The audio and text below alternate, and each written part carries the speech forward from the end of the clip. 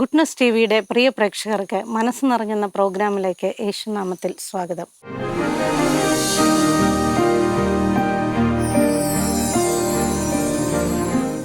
ഇന്ന് ഞങ്ങൾ പരിചയപ്പെടുത്തുന്നത് പത്തനംതിട്ട വയലത്തല ഫീസ്ഹാവനിലെ ഡോക്ടർ റോയ് ജോർജിനെയും കുടുംബത്തെയുമാണ്. അദ്ദേഹത്തിൻ്റെ ജീവകാരുണ്യ പ്രവർത്തനങ്ങളെയും പ്രവർത്തന നിർഭരമായ ഗൃഹാന്തരീക്ഷത്തെയും ഈ പ്രോഗ്രാമിലൂടെ നമുക്ക് പരിചയപ്പെടാം. ഒരിക്കൽ കൂടി എല്ലാവർക്കും ഈ പ്രോഗ്രാമിലേക്ക് സ്വാഗതം.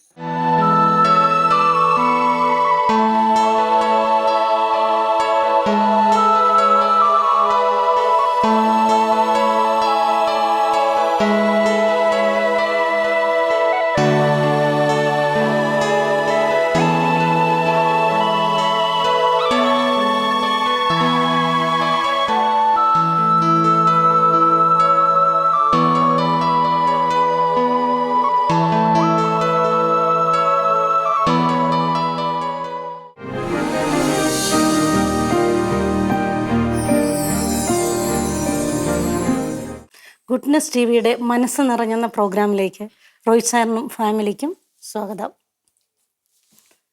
സാറിനെ നമ്മുടെ പ്രേക്ഷകർക്ക് വേണ്ടി സ്വയം ഒന്ന് പരിചയപ്പെടുത്താമോ? ഡോക്ടർ റോയ് വയലത്തല എന്ന് പറയുന്ന ഈ ചെറിയ ഗ്രാമത്തിൽ താമസിക്കുന്നു. ഞങ്ങൾ ഗ്രാൻഡ് ഫാദറിൻ്റെ ഫാദർ മുതൽ ഈ ഗ്രാമത്തിൽ തന്നെയാണ് താമസിക്കുന്നത്. എനിക്ക് 2 സഹോദരങ്ങളുണ്ട്, ഒരു ബ്രദർ, ഒരു സിസ്റ്റർ. സഹോദരന് ഇപ്പോൾ ഷാർജയിൽ ജോലി ചെയ്യുന്നു. അവർക്ക് 2 കുട്ടികളുണ്ട്. സഹോദരി കല്യാണം കഴിച്ചിരിക്കുന്നത് വെഞ്ചമ്പം എന്ന് പറയുന്ന സ്ഥലത്താണ്. ഭർത്താവിൻ്റെ പേര് ഷാനി. അവർ വിദേശത്തായിരുന്നു. കുറച്ച് വർഷങ്ങളായിട്ട് അവർ നാട്ടിലാണ് ഇപ്പോൾ ഉള്ളത്. അവർക്ക് 3 പെൺകുട്ടികളുണ്ട്. അതിൽ മൂത്ത മകള് ഇപ്പം ഈ വർഷത്തെ MBBS അഡ്മിഷന് കിട്ടി. അതിപ്പം മിനിഞ്ഞാന്ന് പോയിട്ട് ജോയിൻ ചെയ്തു. ഇളയ കുട്ടികൾ പഠിച്ചുകൊണ്ടിരിക്കുന്നു. എനിക്ക് 3 കുട്ടികൾ.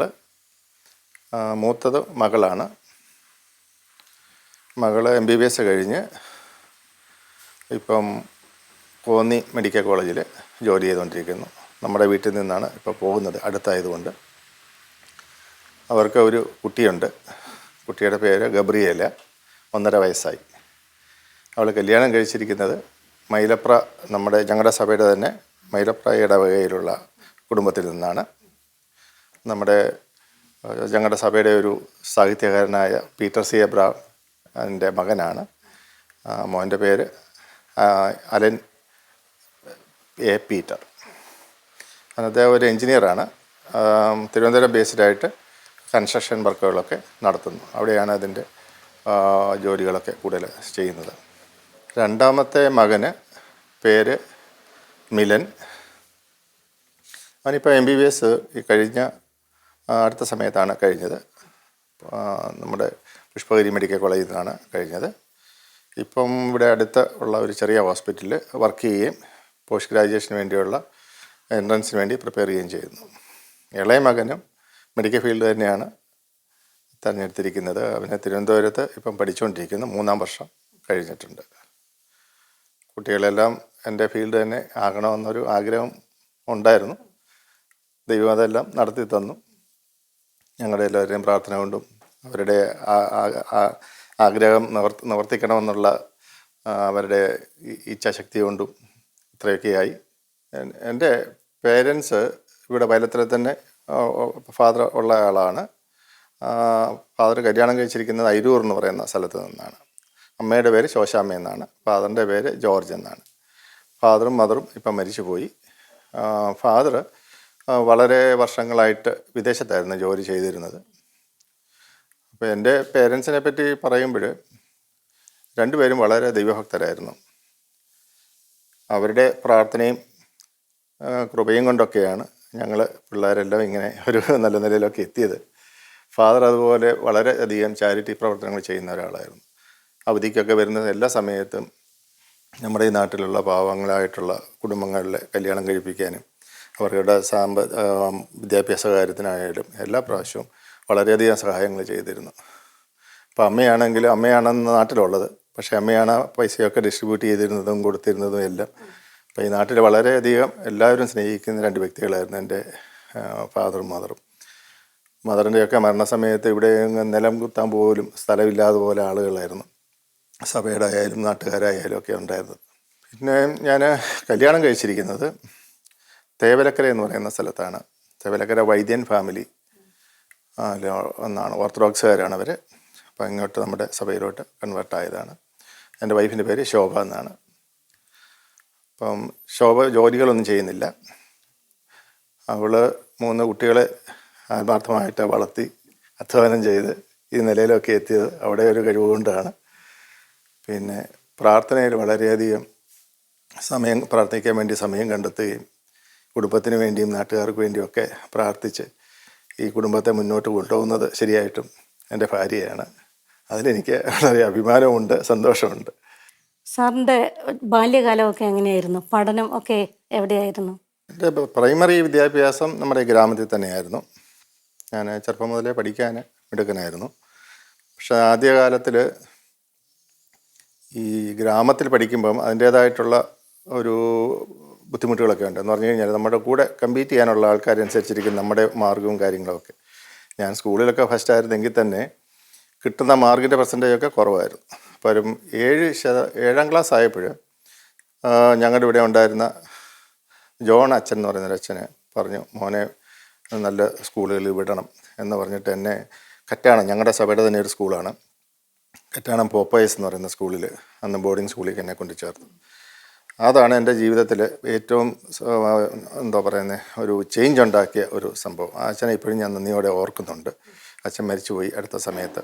മാവേലിക്കര അതിരൂപതയിലായിരുന്നു ഉണ്ടായിരുന്നത്. അപ്പോൾ ആ സ്കൂളിൽ ഞാൻ അവിടെ സ്കൂളിലെ ടോപ്പറായിട്ടാണ് അന്ന് SSLC പാസ്സായത്.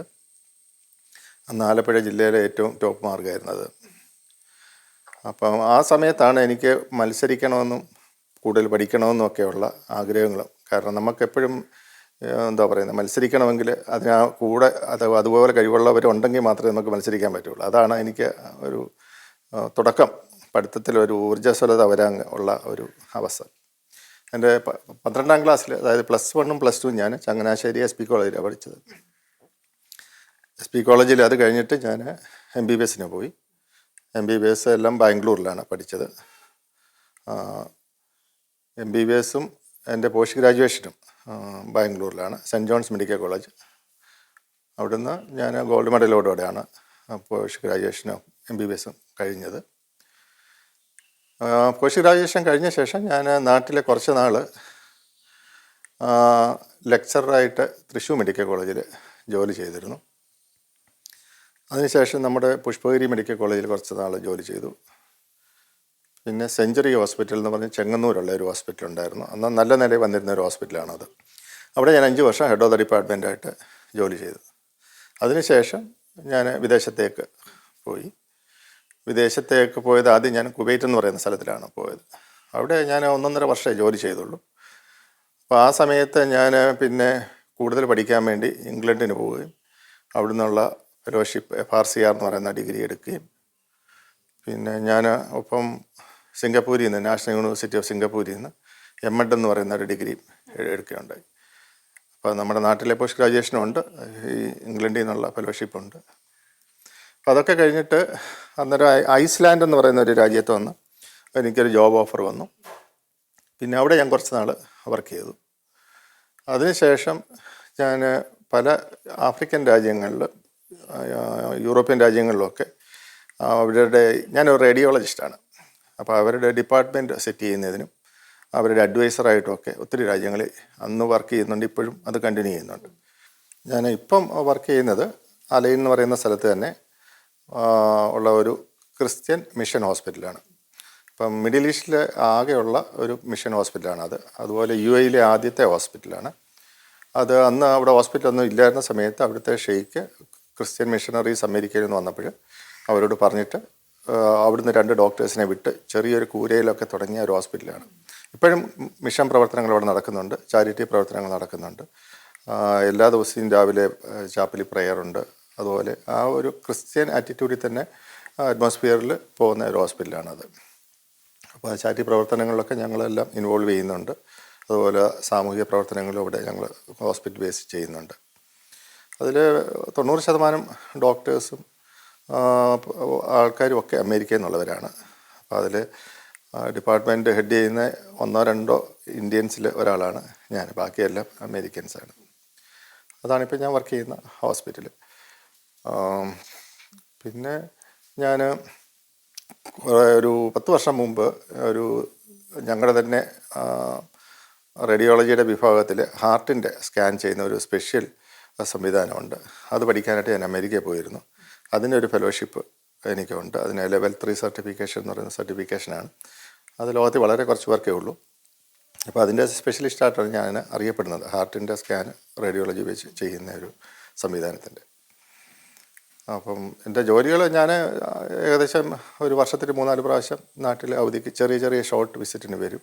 കാരണം ഫാമിലി ഇപ്പോൾ ഇവിടെ ആയതുകൊണ്ട് ഞങ്ങൾ പോയി വന്നൊക്കെ നിൽക്കുന്നു. സാറിൻ്റെ വികാരി അച്ഛൻ വർഗീസ് സാമുവൽ അച്ഛന് പറഞ്ഞിരുന്നൊരു കാര്യം, അടുത്ത കാലത്ത് കുറച്ച് പെൺകുട്ടികളുടെ വിവാഹം നടത്തിയിരുന്നു. മാതാപിതാക്കൾ ഒത്തിരി ചാരിറ്റിയൊക്കെ ചെയ്തിരുന്നതാണ്. അതിൻ്റെ പിന്തുടർച്ചയായിട്ട് സംഭവിച്ചതാണ്. അതൊന്ന് വിശദീകരിക്കാമോ? എൻ്റെ ഒരു സാഹചര്യം, ഞാൻ വളർന്നു വന്ന സാഹചര്യം തന്നെയാണ് അതിൻ്റെ അടിസ്ഥാനം. ഞാൻ പറഞ്ഞായിരുന്നല്ലോ, എൻ്റെ പേരൻസ് 2 പേരും വളരെ ഉദാരമതികളായിരുന്നു. നമുക്ക് ആവശ്യത്തിനുള്ള പൈസ മാത്രമേ നമുക്ക് ആവശ്യമുള്ളൂ. ബാക്കി നമ്മൾ സമ്പാദിക്കുന്നതൊക്കെ ആരെങ്കിലും സഹായിക്കാനാണെന്നുള്ള ഒരു കൺസെപ്റ്റാണ് എനിക്കിപ്പോഴും ഉള്ളത്. ഒത്തിരി സമ്പാദിക്കണമെന്ന് എനിക്ക് ആഗ്രഹമുണ്ട്. ഒത്തിരി സമ്പാദിക്കുന്നതൊപ്പം അത് മറ്റുള്ളവർക്ക് ഉപകാരപ്പെടണമെന്നുള്ള ആഗ്രഹം എപ്പോഴും ഉണ്ട്. എൻ്റെ പേരൻസിൻ്റെ കാലം മുതൽ നമ്മുടെ ഈ ഗ്രാമത്തിൽ സഹായം അഭ്യർത്ഥിച്ച് വരുന്ന ഒത്തിരി പേരുണ്ട്. ചിലപ്പം കടമായിട്ടായിരിക്കാം, ചിലപ്പോൾ ഡൊണേഷൻസായിട്ടായിരിക്കാം, വിദ്യാഭ്യാസത്തിനെ സഹായിക്കാനായിരിക്കാം. ഇതിലൊക്കെ ഞങ്ങളെ കഴിയുന്നത് ഞങ്ങൾ അന്നും ചെയ്യുന്നുണ്ട്. അപ്പോൾ എൻ്റെ പേരൻസിൻ്റെ കാലഘട്ടത്തിന് ശേഷം ഞങ്ങളും അത് തുടർന്ന് പോകുന്നുണ്ട്. പിന്നെ മകളുടെ കല്യാണം നടന്ന സമയത്ത് എൻ്റെ ഒരു സന്തോഷ പ്രകടനം അതിനു വേണ്ടി മറ്റുള്ളവരൊക്കെ ഒന്ന് സഹായം ചെയ്യണം എന്നുള്ള ഒരു ആഗ്രഹം കൊണ്ട് 10 പെൺകുട്ടികൾക്ക് ഞാൻ കല്യാണത്തിനുള്ള സഹായം അന്ന് ചെയ്തു കൊടുത്തിട്ടുണ്ട്. പിന്നെ അതുപോലെ എൻ്റെ കൂടെ ജോലി ചെയ്തിരുന്ന ഒത്തിരി ആൾക്കാർക്ക് ഞാൻ വിദേശങ്ങളിൽ ഒത്തിരി പേർക്ക് ഒരു 50-60 പേർക്കെങ്കിലും ആഫ്രിക്കയിലും യൂറോപ്പിലും മിഡിൽ ഈസ്റ്റിലുമൊക്കെ ജോലി വാങ്ങിച്ചു കൊടുക്കാൻ എല്ലാ സഹായങ്ങളും ചെയ്തു കൊടുത്ത, അങ്ങനെയുള്ള സഹായിക്കാൻ പറ്റുന്നവരെ സഹായിച്ചിട്ടുണ്ട്. അപ്പോൾ ചിലരെ നമുക്ക് സഹായിക്കാൻ പറ്റത്തില്ല, അവർക്കതിന് ക്വാളിഫിക്കേഷൻ കാണത്തില്ല. അതുകൊണ്ട് നമ്മളോട് വൈരാഗ്യമുള്ളവരും അതുകൊണ്ടുണ്ട്. വിചാരിക്കും നമ്മൾ സഹായിക്കാത്തത് കൊണ്ടാണെന്ന്. പക്ഷേ സഹായിക്കാൻ പറ്റുന്ന എത്രയും പേരെ ഞാൻ സഹായിച്ചിട്ടുണ്ട്. അതാണ് എൻ്റെ വിശ്വാസം.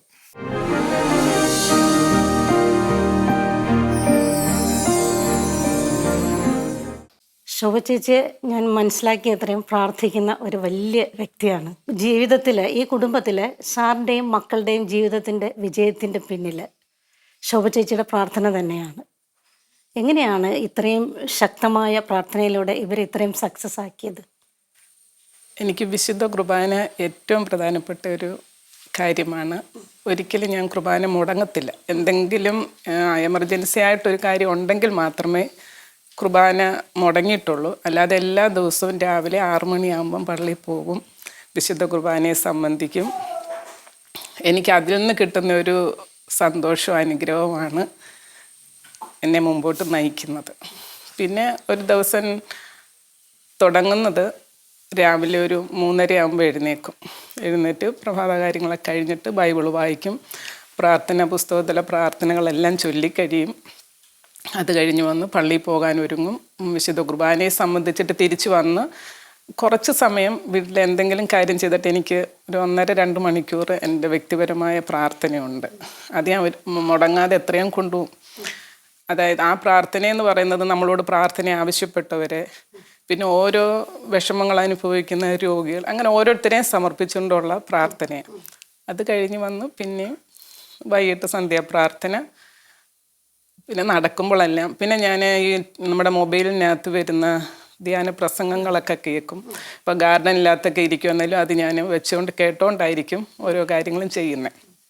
അപ്പോൾ അങ്ങനെ നമുക്ക് ഒത്തിരി വചനങ്ങൾ പഠിക്കാൻ പറ്റുന്നുണ്ട്. അങ്ങനെ എനിക്ക് പിന്നെ വലിയൊരു ആഗ്രഹമായിരുന്നു വചനം പറഞ്ഞ് പ്രാർത്ഥിക്കണമെന്ന്. അത് ആഗ്രഹിച്ച് പ്രാർത്ഥിച്ചപ്പോൾ തൊട്ട് അതിലേക്ക് കൂടുതൽ എന്തായാലും എനിക്ക് എൻ്റെ ഈശോയോട് കൂടുതൽ ചേർന്ന് ജീവിക്കണം എന്നുള്ള വലിയ ആഗ്രഹം അതുണ്ട്.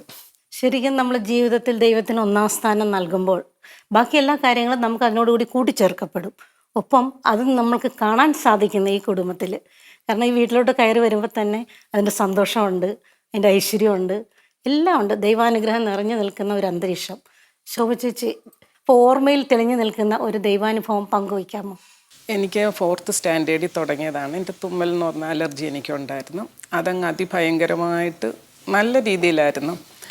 അതിന് അലോപ്പതി, ഹോമിയോപ്പതി, ആയുർവേദം സകല മെഡിസിൻസും നടത്തിയിട്ടുണ്ട്. പക്ഷെ ഒന്നും എനിക്ക് പ്രയോജനപ്പെടുന്നില്ല. എനിക്ക് വേണ്ടി പ്രാർത്ഥിക്കുമ്പോഴൊന്നും എന്താണ് ഇതിൻ്റെ കാരണമെന്നൊന്നും ആർക്കും മനസ്സിലാകുന്നില്ല. പക്ഷേ എനിക്ക് ഇത് മാറുന്നില്ല. ഞാൻ ഇതിനു വേണ്ടി ഇത് സൗഖ്യമാകാൻ വേണ്ടി പ്രാർത്ഥിക്കുന്ന സമയം അത് അതികഠിനമായിട്ട് അങ്ങ് കൂടും. അപ്പം ഞാൻ പ്രാർത്ഥിക്കുന്നത്, എൻ്റെ ഈശോയെ, ഇതെനിക്ക് എൻ്റെ ഈശോപ്പച്ചൻ തന്ന ഒരിതാണെങ്കിൽ അതെനിക്ക് സഹിക്കാനുള്ള ശക്തി എൻ്റെ ശരീരത്തിന് തന്നാൽ മതി എന്ന് ഞാൻ പ്രാർത്ഥിക്കാറുമുണ്ട്. അങ്ങനെ വിവാഹം കഴിഞ്ഞ് ഇവിടെ വന്ന് ഈ കുഞ്ഞുങ്ങളെ 3 പേരെയും ഞാൻ ഗർഭിണിയായിട്ടിരിക്കുമ്പോഴെല്ലാം ഞാൻ തുമ്മും. എനിക്കത് അവസാനം ആസ്മയായിട്ടായി. ഒട്ടും സഹിക്കാൻ വയ്യാതിരിക്കുന്ന സമയത്താണ് മഞ്ഞളരുവിയിൽ മാതാവിൻ്റെ കണ്ണിൽ കൂടി കണ്ണുനീര് തൈലം വരുന്ന ഒരു അനുഭവം അവിടെ ഉണ്ടായിട്ടുണ്ടെന്ന് ഞങ്ങളുടെ ഇടവകയിൽ അന്നിരുന്ന ബെന്നി നാരകത്തിലൻ അച്ഛൻ ഇവിടെ ഇരിക്കുമ്പോഴാണ് അന്ന് അവിടെ നടക്കുന്നത്. അച്ഛൻ അവിടെ പോയി ഇത് പറഞ്ഞ് ഞങ്ങളുടെ ഇടവകയിൽ വന്ന് പറഞ്ഞു, ഇതുപോലെ അവിടെ ഉണ്ട്, നിങ്ങളെല്ലാവരും പോയി പ്രാർത്ഥിക്കണമെന്ന്. അങ്ങനെ ഞങ്ങളെല്ലാവരും ഇവിടുന്ന് പള്ളിയിൽ നിന്ന് അവിടെ പോകുമായിരുന്നു. പോയി കണ്ടു പ്രാർത്ഥിച്ചിട്ട് വന്നു. ഞങ്ങൾക്ക് പക്ഷേ തൈലം കിട്ടിയില്ല. അപ്പോൾ അച്ഛൻ്റെ കയ്യിൽ ഈ തൈലം കിട്ടിയെന്ന് അറിഞ്ഞുകൊണ്ട് ഞാനും എൻ്റെ അനിയത്തിയും കൂടെ ചെന്ന് ചോദിച്ചപ്പോൾ അച്ഛനൊരു കുറച്ച് തന്ന്. അത് ഞാൻ ഇവിടെ കൊണ്ടുവന്ന് വെച്ചിരുന്ന് എന്തെങ്കിലും അതുപോലെ അത്യാവശ്യമായിട്ടുള്ളത് എന്തെങ്കിലും ഉണ്ടെങ്കിൽ നമുക്കിതെടുത്ത് ഉപയോഗിക്കാമെന്നും പറഞ്ഞു. ഇത് കഴിഞ്ഞ് അങ്ങനെ ഇവിടെ ഇരിക്കുമ്പോഴാണ് ഞാൻ പിന്നെ ഇവിടെ പ്രാർത്ഥിക്കാനിരിക്കുമ്പോൾ എനിക്ക് ബൈബിൾ വായിക്കാൻ പറ്റുന്നില്ല, ഭയങ്കര ബുദ്ധിമുട്ടുണ്ടാകുന്നു. അങ്ങനെ ഡോക്ടറെ കാണിക്കാമെന്നും കരുതി റോയിച്ചാൻ നോക്കുമ്പം പറഞ്ഞു മൂക്കിൽ ദശ കിളുക്കുവാന്ന് പറഞ്ഞു. അപ്പം ഇവിടുത്തെ മമ്മി പറഞ്ഞു നമുക്ക് ഡോക്ടറെ കൊണ്ട് കാണിക്കാം. കാണിച്ചപ്പം ഡോക്ടർ പറഞ്ഞത് പോയി സ്കാൻ ചെയ്തിട്ടൊക്കെ വരാൻ പറഞ്ഞു. ഇവിടുത്തെ മമ്മിയും പ്രാർത്ഥിക്കുന്ന ഒരാളാണ്. അപ്പം മമ്മി പറഞ്ഞു അതിനൊന്നും പോകണ്ട, നമുക്ക് മുമ്പോട്ട് നോക്കാമെന്ന് പറഞ്ഞു. അങ്ങനെ ഒരു ദിവസം ഞാൻ ഈ റൂം ക്ലീൻ ചെയ്തുകൊണ്ടിരിക്കുമ്പം ഭയങ്കരമായിട്ട് വീണ്ടും തുമ്മുക. അപ്പോൾ എൻ്റെ മനസ്സിൽ പെട്ടെന്ന് തോന്നി ഇതെടുത്തൊന്ന് പുരട്ടാമെന്ന്. അങ്ങനെ അതെടുത്ത് ഞാൻ എൻ്റെ തൊണ്ടയിലും മൂക്കിലും എല്ലാം പുരട്ടി ഇങ്ങനെ സാധാരണ നടക്കുന്നുണ്ടായിരുന്നു. പക്ഷേ അന്ന് തൊട്ട് ഇന്നേ വരെ പിന്നെ അത് ഉണ്ടായിട്ടില്ല. അതെനിക്ക് അങ്ങനെ ഒരു സൗഖ്യം കിട്ടി. പിന്നെ ഒരു അനുഭവം എന്ന് പറയുന്നത്, വിദേശത്ത് പോകാൻ വേണ്ടി ഞങ്ങൾ ദുബൈയിൽ എയർപോർട്ടിൽ ചെന്നു. എയർപോർട്ടിൽ ചെന്നപ്പം ഞങ്ങളുടെ വിസ എന്തോ അവിടെ ആ രാജ്യത്ത് അന്നേരം ഇറങ്ങാനൊക്കാത്ത ഒരു അനുഭവം. അന്നേരം അവിടുത്തെ ആ ജോലിക്കാരും പറഞ്ഞു നിങ്ങൾക്ക് അങ്ങ് പോകാൻ പറ്റത്തില്ലല്ലോ എന്ന് പറഞ്ഞപ്പം എന്ത് ചെയ്യണോ, ഞങ്ങളെല്ലാം എന്ത് ചെയ്യണമെന്നറിയാനതാകെ വിഷമിച്ച് നിൽക്കുമ്പം ആ സാറ് തന്നെ നിങ്ങളെ ഞങ്ങൾ കയറ്റി വിടാമെന്ന് പറഞ്ഞ ഒരു ദൂതനെ പോലെ അയാളുടെ സ്വന്തം ആവശ്യമെന്നുള്ള രീതിയിൽ തന്നെ ഞങ്ങൾക്ക് അതെല്ലാം ചെയ്തു തന്ന് വേറൊരാളെ ഏൽപ്പിച്ച് ഞങ്ങളെ വേറൊരു ടിക്കറ്റ് എടുത്ത് എല്ലാം റെഡിയാക്കി ഫ്ലൈറ്റിൽ കയറ്റി വിടുമായിരുന്നു. അവളുടെ ഗ്രാജുവേഷന് വേണ്ടി പോകുന്ന സമയത്തായിരുന്നു അങ്ങനെ ഒരു അനുഭവമുണ്ട്. അങ്ങനെ ദൈവം തമ്പുരാൻ ഒത്തിരി ചെറുതും വലുതുമായി ഒത്തിരി അനുഗ്രഹങ്ങൾ തന്നിട്ടുണ്ട്. ഇപ്പോൾ വൈഫ് പറഞ്ഞ ഈ 2 അത്ഭുതങ്ങളും ഒരു സാധാരണ വ്യക്തി സാക്ഷ്യപ്പെടുത്തുന്ന പോലെയല്ല. ഞാനൊരു മെഡിക്കൽ ഡോക്ടറായിട്ട് തന്നെ എനിക്ക് തന്നെ അത് വളരെ അത്ഭുതമായിട്ട് തോന്നി. കാരണം യാതൊരു കാരണവുമില്ലാതെ ഒറ്റ ദിവസം കൊണ്ട് ഇവരുടെ അലർജി എന്ന് പറഞ്ഞാൽ വളരെ ബുദ്ധിമുട്ടുള്ള അലർജി. 10-20 ഗുളിക വരെ. ഒരു ഗുളിക ഞാൻ കഴിച്ചു കഴിഞ്ഞാൽ ഞാൻ ആ ദിവസം മുഴുവൻ കിടന്നുറങ്ങും. അത്ര 20 ഗുളിക വരെ കഴിച്ച ദിവസങ്ങളുണ്ട്. അതും ഗർഭിണിയായിരുന്ന സമയത്ത്. ഞങ്ങളുടെ കുട്ടികൾക്കൊന്നും അതുകൊണ്ടുള്ള ദോഷങ്ങളൊന്നും വന്നില്ല. പക്ഷേങ്കിൽ അത്രയ്ക്ക് ബുദ്ധിമുട്ടുണ്ടായിരുന്ന ഒരു അസുഖം ഒറ്റ ദിവസം കൊണ്ട്, അതായത് 30 വയസ്സ് ആകുന്നിടം വരെ ഉണ്ടായിരുന്നു, 4ാം ക്ലാസ് മുതൽ. അന്ന് നിന്ന് പോയത് വളരെ ഞാനും ശരിയായിട്ടും അത് വിശ്വസിക്കുന്ന ഒരു കാര്യമാണ്. മൂത്ത കുഞ്ഞുണ്ടായ സമയത്ത് ഞാൻ റോയിശാനെ അറിയിക്കാതെ തന്നെ ചിലപ്പോൾ എടുത്ത് തുമ്മൽ നിൽക്കാൻ വേണ്ടി ഞാൻ കഴിച്ചിട്ടുണ്ട്. അന്നേരം നമ്മൾ ഈ ജപമാല ചൊല്ലി പ്രാർത്ഥിക്കും, എൻ്റെ ഈശോ തരുന്ന കുഞ്ഞിന് പരിപൂർണ്ണ ആരോഗ്യമുള്ള ഒരു കുഞ്ഞിനെ തന്ന് അനുഗ്രഹിക്കണമെന്ന് മാത്രം പ്രാർത്ഥിക്കും. കുഞ്ഞ് ജനിച്ചപ്പോഴേ റോയിച്ചാൻ ആദ്യം നോക്കിയത് കുഞ്ഞിന് എന്തെങ്കിലും കുഴപ്പമുണ്ടോ എന്ന്. കാരണം ഈ മരുന്ന് ഞാൻ കഴിക്കുന്നുണ്ടെന്ന് റോയിച്ചാന് പിന്നെ മനസ്സിലായി. എന്തായാലും ദൈവം അതിൽ നിന്നെല്ലാം അനുഗ്രഹിച്ച് 3 കുഞ്ഞുങ്ങളെ ആരോഗ്യത്തോടെ തന്നു.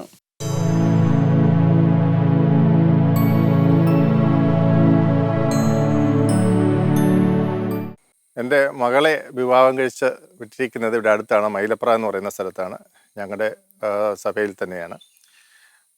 മകളുടെ ഹസ്ബൻഡാണ് ഇത്, അലൻ എ. പീറ്റർ. മോൻ്റെ ഫാദറാണ് ഇത്.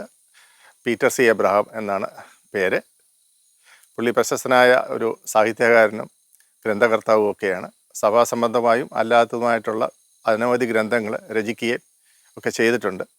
ഞങ്ങളുടെ കുടുംബത്തിലെ എല്ലാ ഫംഗ്ഷനുകൾക്കും ഞങ്ങളുടെ നിറസാന്നിധ്യമാണ്.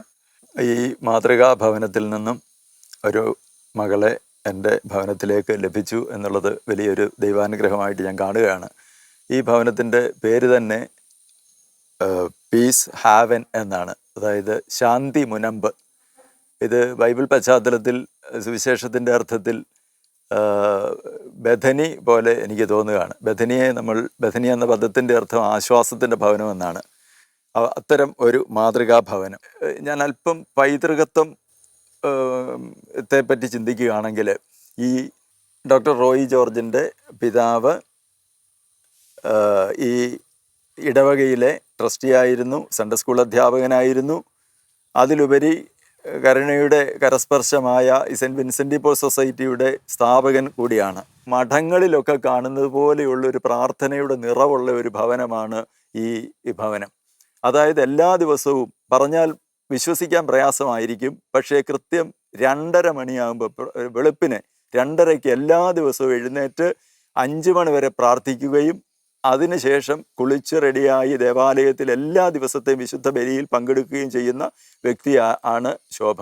പക്ഷേ ഈ 2:30 മണിക്ക് എഴുന്നേൽക്കുന്നത് ആരോഗ്യപ്രശ്നം ഉണ്ടാക്കുമെന്ന് ഡോക്ടർ കൂടിയായ ഭർത്താവ് ഡോക്ടർ റോയി പറഞ്ഞതിൻ്റെ അടിസ്ഥാനത്തിൽ അത് 2:30 എന്നുള്ളത് മാറ്റി 3:30 മണിക്ക് എഴുന്നേൽക്കുകയാണ്. എല്ലാ ദിവസവും അത് കൃത്യമായിട്ട് ചെയ്യുന്നു എന്നുള്ളത് വലിയ ഒരു കാര്യമാണ്. തീർച്ചയായിട്ടും ഞാനത് എടുത്തു പറയാൻ കാരണം, ഈ ഭവനത്തിന് ഒരു അനിതര സാധാരണത്വം ഉള്ളത് ദൈവം ഇത്തരം ഒരു നന്മയുടെ ഫലമായിട്ട്, അല്ലെന്നുണ്ടെങ്കിൽ പ്രാർത്ഥനാ ചൈതന്യത്തിൻ്റെ നിറവിലാണ് ഉണ്ടായിട്ടുള്ളതെന്ന് ഞാൻ വിശ്വസിക്കുകയാണ്. ഇവിടുത്തെ 2 ആൺമക്കളെ കുറിച്ച് കൂടി പറയുകയാണ്. അത് ഞാൻ കേട്ടത് ഇവിടുത്തെ ഇടവ വികാരിമാരിൽ നിന്ന് കേട്ട കാര്യമാണ്. അവർ MBBS പഠിക്കുന്നവരായിട്ട് കൂടി വായിൽ വെള്ളിക്കരണ്ടി കൊണ്ടല്ല സ്വർണ്ണക്കരണ്ടി പേറി ജനിച്ചിട്ടുള്ളവരാണ് എങ്കിൽ പോലും അവർ ചൂലെടുത്ത് ആ പള്ളി മുഴുവൻ തൂത്ത് വൃത്തിയാക്കാൻ സന്നദ്ധതയുള്ള മക്കളാണ് എന്നുള്ളതാണ്. ഞാൻ ആദ്യമേ പറഞ്ഞല്ലോ, മുന്നമേ ദൈവരാജ്യം അന്വേഷിക്കുന്നവർക്ക് ബാക്കിയെല്ലാം കൂട്ടിച്ചേർക്കപ്പെടുമെന്ന്. ഇങ്ങനെയുള്ള ഒരു ഭവനത്തോട് ചേർന്ന് നിൽക്കുവാൻ കഴിയുന്നത് എൻ്റെ ജീവിതത്തിലും ഒരു വളരെ സന്തോഷകരമായ സൗഭാഗ്യകരമായ അനുഭവമാണ് എന്ന് പറയുകയാണ്.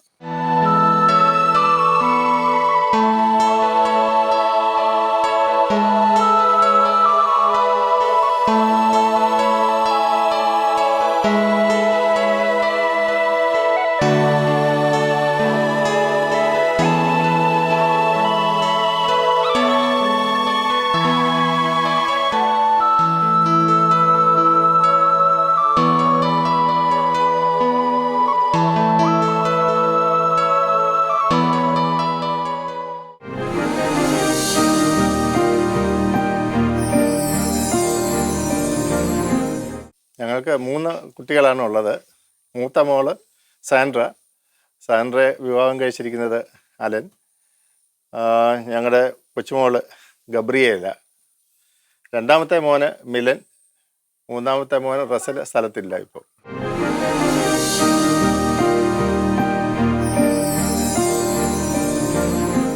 സാറിൻ്റെ ആഗ്രഹം പോലെയും ചേച്ചിയുടെ പ്രാർത്ഥന പോലെയും മക്കളെ കൃത്യമായ ലക്ഷ്യത്തിലെത്താൻ ദൈവം സഹായിച്ചു. ആ ദൈവത്തിന് ആദ്യം നന്ദി പറയുന്നു. ഒപ്പം ഇത്രയും മഹത്വമേറിയ ഈ കുടുംബത്തെ പരിചയപ്പെടാനും കഴിഞ്ഞതിലും സന്തോഷമുണ്ട്.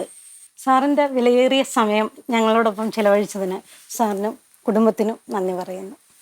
ഒരു കുടുംബം അവരുടെ സ്വപ്നങ്ങളെയും ആഗ്രഹങ്ങളെയും ദൈവത്തോട് ചേർത്ത് വെച്ചപ്പോൾ ദൈവം എത്രമാത്രം അവരോട് ചേർന്ന് നിന്നുവെന്ന് നാം ഈ കുടുംബത്തിലൂടെ മനസ്സിലാക്കി. ഇതെല്ലാവർക്കും ഒരു പ്രചോദനമാകട്ടെ. മറ്റൊരു വ്യക്തിയുടെ വിശേഷവുമായി അടുത്ത എപ്പിസോഡിൽ കണ്ടുമുട്ടാം. നന്ദി, നമസ്കാരം.